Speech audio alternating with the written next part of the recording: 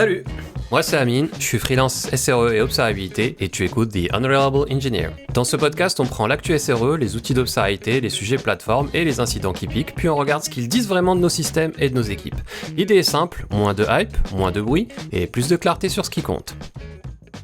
Alors j'avais envie de commencer ce format mensuel par un épisode très centré observabilité et l'actu du mois de mars m'a clairement dit non, parce que en quelques jours on a vu passer la compromission de Trivy, l'affaire LightLLM, l'attaque Axios et en contre-champ la fuite du code source de Cloud Code. Donc ce premier récap ne va pas ressembler à une revue de news, il va ressembler à ce qu'il doit être, un débrief du mois pour décideurs techniques. Alors le fil rouge de l'épisode, il tient en une phrase. On sait observer de plus en plus de choses, on ne sait toujours pas assez protéger ce qu'on croit digne de confiance. Aujourd'hui, je vais faire ça en 4 temps. D'abord, le problème dont on ne doit pas prononcer le nom, ensuite l'autopsie du mois, puis un retour vers le terrain avec ce que les vendors racontent vraiment en conférence, et enfin le bon, le brut et le backlog. En gros, ce que je ferais dès lundi matin si j'avais à reprendre une équipe plateforme ou SRE après ce mois de mars.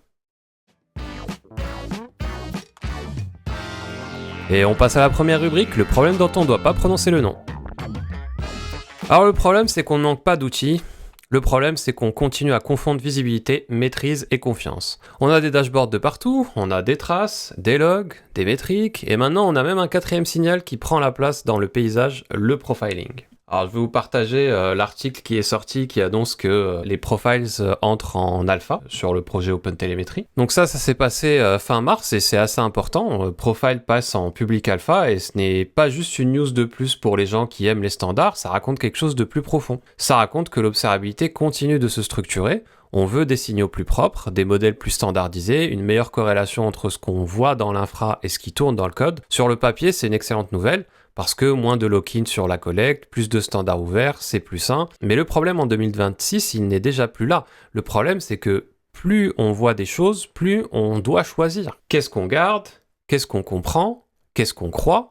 Et à quoi on fait confiance. Et c'est exactement pour ça que KubeCon et Observability Day m'intéressent cette année, pas parce qu'on a encore trouvé une nouvelle façon de collecter, mais parce qu'on va vu remonter partout les mêmes mots. Donc dans les titres des sessions, on peut voir que ça parle de coût, de volume, d'échelle, d'IBPF, d'AI, de réduction de bruit, de fatigue cognitive. En clair, le secteur est en train d'admettre une chose très simple. Le problème n'est plus simplement de brancher la télémétrie, le problème c'est de ne pas se noyer dedans. Et le problème encore dessous, celui dont on ne doit pas prononcer le nom, c'est la confiance. Parce qu'une équipe peut être très observable et quand même faire confiance aux mauvais outils, aux mauvais packages, aux mauvais workflows ou au mauvais niveau d'automatisation.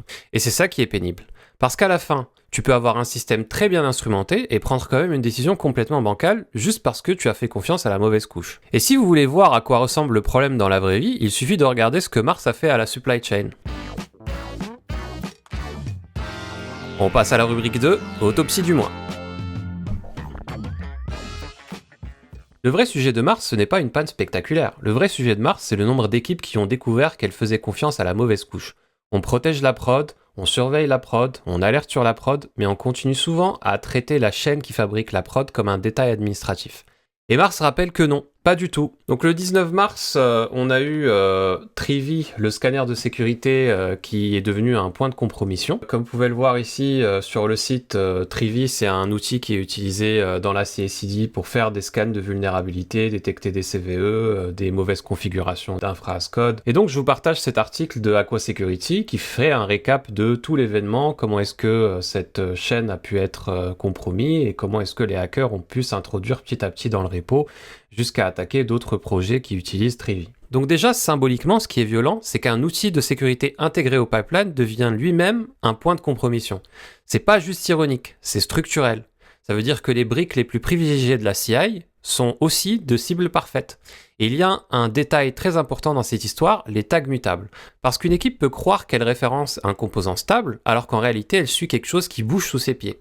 Le genre de détail que personne ne trouve sexy. Le genre de détail qui pourtant décide si ton pipeline est un garde-fou ou une porte ouverte. Et ça, c'est typiquement la bonne pratique qui passe pour de l'over-engineering jusqu'au jour où c'est la seule chose qui te sauve. Et le problème, c'est que Mars ne s'est pas arrêté à un cas isolé. Et donc le 23 mars, on voit passer KICS, qui est un projet open source qui permet de faire de la static code analysis sur l'infra as code, qui est maintenu by Checkmarx. Et on voit aussi des plugins OpenVSX malveillants, et là normalement le pattern commence à devenir très clair.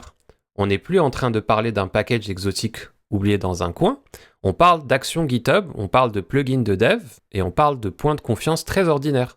En gros, ce que Mars nous dit, c'est que la toolchain est devenue une surface d'attaque de premier plan. Et donc le 24 mars, l'histoire devient encore plus intéressante et un peu plus sale, puisque LightLLM va tomber. Donc on a ce rapport de Datadog Security Labs qui montre un peu tous ces événements-là et comment est-ce que depuis le hack de Trivy, on est remonté jusqu'à atteindre le projet LightLLM. Et puis LightLLM, c'est important, parce qu'on n'est plus seulement dans de la CI sécurité classique, on est dans une brique qui touche directement les workflows AI. Et l'incident est très révélateur, parce qu'il rappelle que l'IA adore se raconter comme une couche magique, mais qu'en dessous, elle reste une couche de dépendance, de package, de secrets, de credentials, de runners, de variables d'environnement, et parfois de clusters Kubernetes qu'on n'avait pas prévu d'exposer. Donc Datadog Security Labs recommande de traiter les machines ou Job CI qui ont installé ces versions comme des événements potentiels d'exposition totale de crédentiels. Ça, pour moi, c'est la vraie phrase du sujet. Pas parce qu'elle fait peur, parce qu'elle remet le niveau de gravité à la bonne place. Et il y a un détail technique qui vaut la peine d'être dit, même à l'oral. Dans la 1.28.8, le point PTH fait que le code peut s'exécuter au démarrage de Python. Donc la compromission n'est pas juste un package un peu louche, c'est une compromission pensée pour être discrète et très efficace. Et surtout, ça rappelle une chose très simple, l'IA ne fait pas disparaître la plomberie, elle en rajoute. Et donc dans notre timeline, on arrive au 31 mars, où on a le projet Axios qui subit lui aussi les dégâts de ces attaques-là. Donc on a, comme d'habitude, un autre rapport de Datadog Security Labs qui explique comment est-ce qu'elle s'est déroulée cette histoire avec le NPM de Axios qui est vérolé. Je vous mets le lien dans la description du podcast, mais on a toujours une belle infographie qui explique dans l'ordre les événements, comment ils se sont passés. Et donc Axios, c'est peut-être l'incident qui parle le plus à tout le monde, parce que Axios, c'est banal. C'est justement ce genre de package qu'on ne regarde même plus. Et c'est pour ça que l'affaire compte. Les versions malveillantes ont été publiées en dehors des pipelines légitimes. Elles ajoutaient une dépendance pleine CryptoJS qui utilisait post-install pour télécharger et exécuter un RAT, donc un Remote Access Trojan. Et le détail qui fait très mal, c'est la fenêtre. Quelques heures. En gros, 3 heures et ça suffit. Ça suffit si tu builds au mauvais moment, ça suffit si ton install auto tourne au mauvais moment, ça suffit si ta confiance dans NPM est devenue tellement habituelle que personne ne regarde. L'enseignement, il est là. Le problème n'est pas seulement l'existence d'un package compromis, le problème c'est la vitesse à laquelle l'automatisation propage le risque quand la couche de confiance est touchée. Et ça, c'est la version supply chain du problème moderne. Quand ça casse vite et à l'échelle. Et comme si le calendrier voulait vraiment enfoncer le clou, le même 31 mars, on voit aussi sortir la fuite du code source de Cloud Code. Donc on a un article de Axios qui explique le leak de Anthropic des 500 000 lignes de code de Cloud Code. Je vous trouverai une autre source parce que celle-là, on dirait qu'il faut s'inscrire et laisser un mail pour pouvoir lire tout l'article. Alors il faut être propre sur les mots ici, ce n'est pas le même incident qu'Axios. Et je ne vais pas raconter n'importe quoi juste parce que c'est sensationnel et ça fait une belle histoire. Mais les incidents se rapprochent quand même d'une façon assez forte. Donc d'un côté, on va avoir un outil de dev de base sur l'IA exposé du code source interne à cause d'un problème de packaging, aka Cloud Code. De l'autre, on va avoir un package NPM ultra banal qui devient un vecteur d'infection pendant une fenêtre courte. Ça ne nous prouve pas qu'il y a un lien direct entre les deux, mais ça raconte très bien l'état d'esprit du mois. La toolchain n'est pas un décor, la toolchain est le sujet, et c'est peut-être ça le vrai malaise. Tout le monde regarde la fuite du code source parce que c'est spectaculaire. Mais ce qui m'intéresse surtout, c'est le niveau de confiance qu'on accorde à des outils qui deviennent centraux dans le quotidien des équipes, alors qu'eux aussi ont leurs bugs, leurs erreurs de packaging et leurs angles morts. Donc si je dois résumer l'autopsie du mois en une phrase, mars 2026 n'a pas montré que la tech manque de sophistication, mars 2026, il a montré qu'elle manque encore de discipline sur la confiance. Et pendant que tout ça se passe, le marché de l'observabilité, lui, il continue de te promettre moins de bruit, plus d'IA et une meilleure développeur expérience. Le sujet, ce n'est pas de se moquer, le sujet, c'est de regarder ça depuis le terrain. Et on passe à la rubrique 3, retour vers le terrain. Donc au début du mois, je me suis déplacé à Datadog Live Lyon, et c'était intéressant, pas parce que j'y ai vu une grande révélation, mais justement parce que j'y ai vu ce que le marché met vraiment en avant quand il est face aux équipes. Alors au programme, il y avait 3 angles qui m'ont marqué. D'abord le développeur expérience dans le platform engineering, ensuite l'observabilité des LLM et des agents, et puis un retour d'expérience de Sanofi lié au sujet de la sécurité. Et ces 3 sujets ensemble racontent très bien où on en est. Le premier point, c'est que l'observabilité n'est plus vendue seulement comme une console de crise, elle est aussi vendue comme un levier de fluidité pour toutes les équipes. Et ça, il faut le prendre au sérieux. Parce que dans beaucoup d'organisations, le platform engineering cherche justement à réduire la friction. Moins de tickets, moins de temps perdu, moins d'allers-retours absurdes, moins de contextes disperses.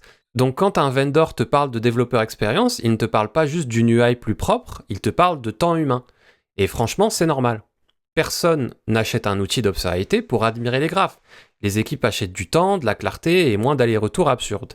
Et aujourd'hui, le temps humain, c'est probablement la ressource la plus chère d'une équipe technique. Surtout avec les IA. Deuxième point, l'observabilité des LLM et des agences, c'est devenu quelque chose de concret. C'est plus juste un sujet de labo. On parle de coûts, on parle de latence, on parle de tracing, on parle de comportement, on parle d'évaluation, de sentiment analysis. Donc oui, le sujet est encore jeune, mais non, ce n'est plus un gadget de Keynote. Et d'ailleurs, une des personnes qui parle le plus de ce sujet, c'est Samuel Dessau, et que je vous invite à suivre sur LinkedIn, et qui a des labos, des démos, des conférences pour sensibiliser les entreprises à comprendre l'importance de la surveillance de ces LLM pour détecter les hallucinations, pour des questions de sécurité.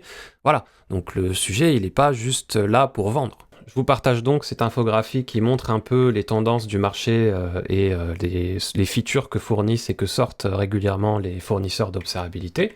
Et on peut voir qu'il y a une tendance qui est un peu commune, que ce soit du côté de Datadog, mais aussi du côté de Grafana. Si je simplifie à gros traits, Grafana et Datadog racontent la même évolution du marché. Ils la racontent avec des accents différents, mais ils la racontent de la même façon. Grafana pousse très fort le triptyque ouverture, réduction de bruit, corrélation, intelligence. Datadog pousse très fort l'intégration, l'automatisation, le branchement direct entre télémétrie, IA, sécurité et delivery. Et dans les deux cas, la promesse n'est plus on collecte tout, la promesse c'est on vous aide à comprendre plus vite, à trier mieux et à prendre une décision avec moins de fatigue mentale. Donc là on peut voir Grafana qui fait la promotion de de cette nouvelle feature qui s'appelle Adaptative Télémétrie et que j'ai pu voir en conférence fin février. On va aussi avoir pas mal de features sur Grafana Assistant. Et du côté de Datadog, on va avoir tout ce qui est Bits AI. Donc Bits AI Security Analysis, et puis le MCP Server de Datadog qui permet d'exposer les informations dans Datadog à n'importe quel agent que vous avez dans votre SI. Et donc cette promesse de prendre une décision avec moins de fatigue mentale, c'est pas une promesse absurde. Le problème, c'est qu'on oublie qu'une promesse d'efficacité ne remplace pas une hygiène de base sur la toolchain. En gros, oui, il faut moins de bruit, oui, il faut moins de toil, et il faut mieux corréler.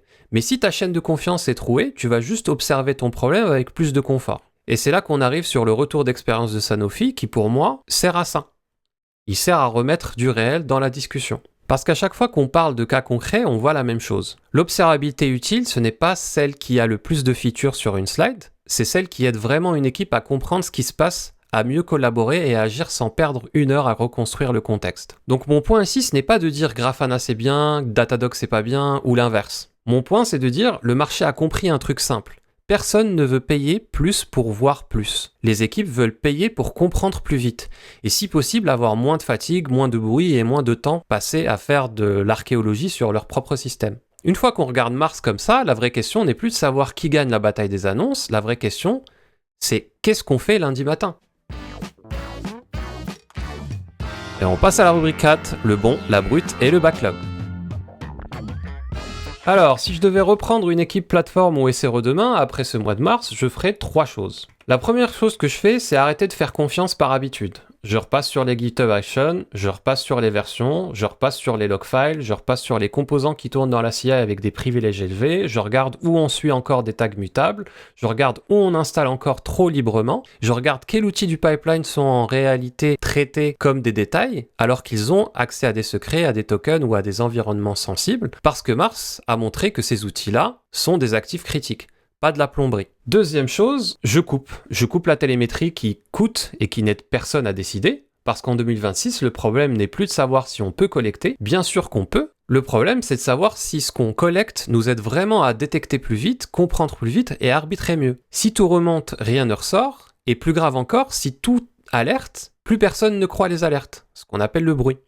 Et ça, c'est un coût qui finit toujours par te revenir dessus, en fatigue, en temps perdu et en mauvaise priorité. Et la troisième chose, je cadre l'IA où elle retire du toil réel, pas là où elle fait joli dans une démo. Si elle m'aide à corréler des signaux, à naviguer dans des logs, à accélérer une investigation, à mieux comprendre un incident, je prends. Si elle m'aide juste à rajouter une couche de théâtre sur une stack déjà confuse, je passe mon tour. L'IA peut t'aider à chercher plus vite, mais elle ne remplace pas encore le moment où quelqu'un doit décider à quoi il fait confiance. Donc si je dois vous laisser aujourd'hui avec quelque chose, c'est ça. Mars 2026 n'a pas montré un manque de technologie, il a montré un manque de discipline sur la confiance. Et dans la tech, le problème n'est pas toujours ce qu'on voit pas.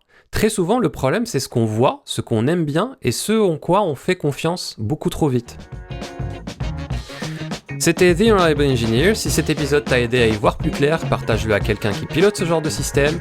Et d'ici au prochain épisode, continue à tracer, questionne la confiance et méfie-toi de ce qui a l'air trop fiable.